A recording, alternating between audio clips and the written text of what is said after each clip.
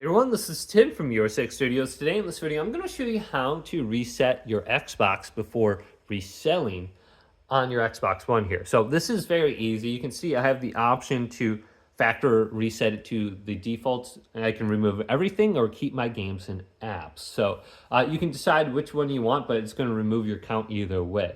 Now, you don't have to log in, so if you forgot your password or maybe you bought it and you don't know the login password, we can just go to the front of the Xbox right here and then just go to it, and we want to hold down the power button. So let's hold down the power button. This is going to turn off our Xbox. So when we turn it off now, it's probably going to take like 15 to 20 seconds for it to completely power down. So just give it some time. And then we want to hold down the sync button down here and the eject button here. So let's hold both these down, and then we can hold down the power button. And if we hold this down after about 15 to 20 seconds, we should hear a beep.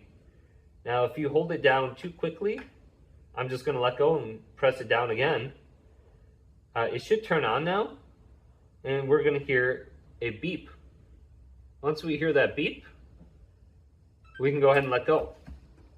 And that's an indication it's launching into this troubleshoot menu.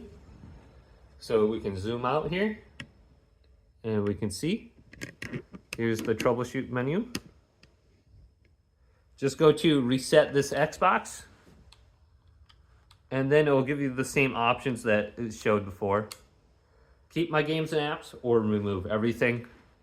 So you might want to just remove everything if you're going to be selling it, and then you should be good to go.